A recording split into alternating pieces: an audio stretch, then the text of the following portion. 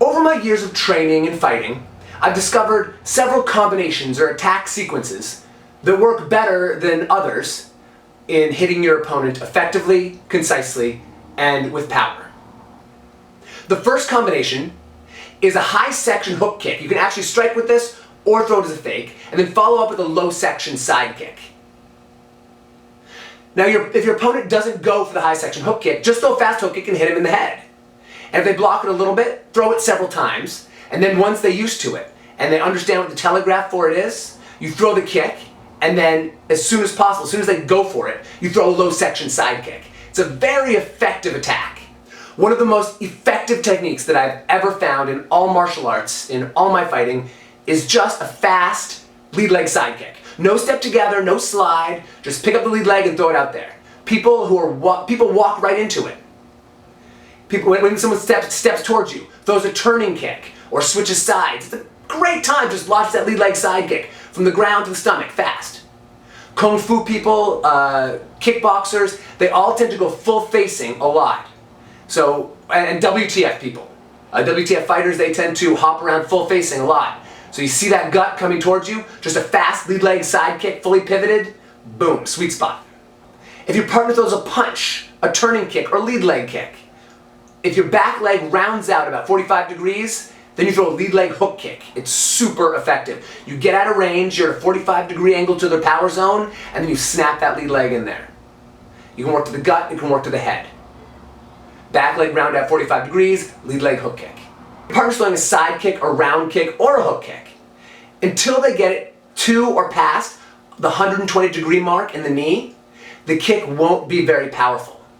Once they get to the 120 mark, they've built up the momentum, and the kick's gonna hurt if it hits you. But if you can catch that kick before it gets to the 120 mark, you've jammed it. And if you can jam the kick, you can take the backhand, throw a nice punch to the head, punch to the gut, and really work it, because your partner's on one leg, probably falling backwards. It's a very great time to attack. To get into this jam position, you either have to see the kick coming and step in before it reaches the 120 mark, or after the kick's extended and the person's rechambering it, pulling it back, you follow the leg in. And once it's in past the 120 mark, then you're in the sweet spot. You can start pounding away with that backhand. So you're in a fighting stance. You're facing your opponent. You're toe-to-toe. If you can move towards their front side about 45 degrees or so, and you throw a lead leg, flexed foot round kick with a full pivot, you can get the ball of foot right into the rib cage, the solar plex, the gut, and you can do some serious damage. You can break rib, you can knock the wind out of their solar plex, or just have a good gut shot. And if you can get it to the head, that's even better. So you slide towards the open side of the body, 45 degrees, and then throw lead leg, flexed foot round with the ball of your foot. This works best in a closed stance, but you can do a turning kick in an open stance. And even if they block it with the lead arm, the foot will wrap around the leg, and the ball of the foot will still get in there to the chest. One of my favorite combinations, all hands. You're in a fighting stance. You throw a lead hand jab straight towards your opponent's face. This will distract him, yes? You don't even have to hit with it. You can just aim it towards the forehead. But as long as it's coming towards the face and taking up the majority of his vision, you use that jab to shift your front leg forward as much as possible.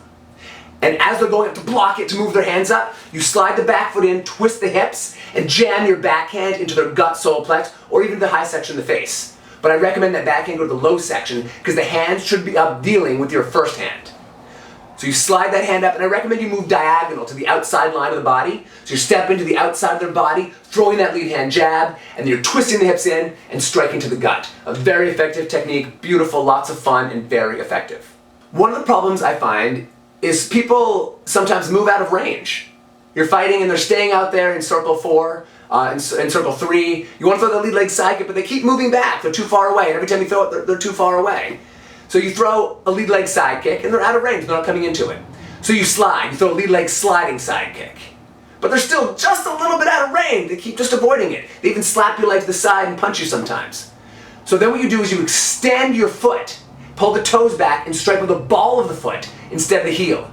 A little bit less powerful, but it gives you that extra 4 or 5 inches of reach, so you can still get in there, jam the solar plex or gut.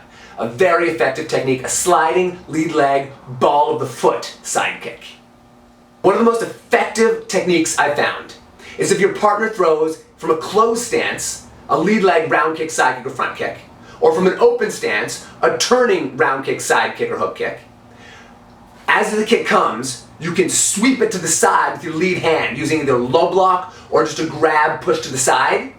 And then as the leg goes towards their front, you step in behind them and you can start pounding the back of the head, the ribs, the side of the head, any vital target you can reach. A very effective technique and very difficult to defend against if you put enough power and momentum into slamming that leg aside. A warning on this one, don't try to do this the opposite way around.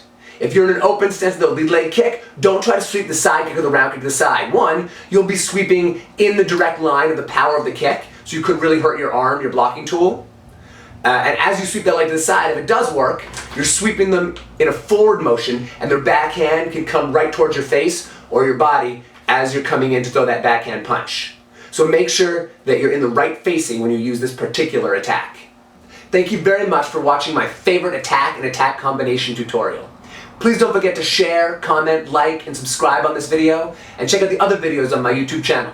I also have a really good Facebook page. Don't forget to check it out and follow me.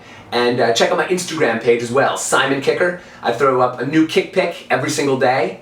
So check it out, it's pretty awesome.